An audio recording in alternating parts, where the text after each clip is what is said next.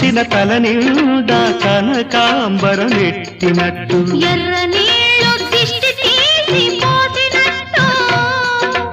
ఎర్ర నీళ్ళు దిష్టి తీసి పోసినట్టు కర్పూరం హారతి ఇచ్చినట్టు ఆకాశం ఎందుకో పచ్చబడ్డది ఆ నడుమ బొట్టేమో ఎర్రబడ్డది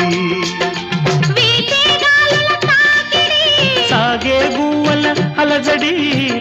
రమ్మని పిలిచే పైబడి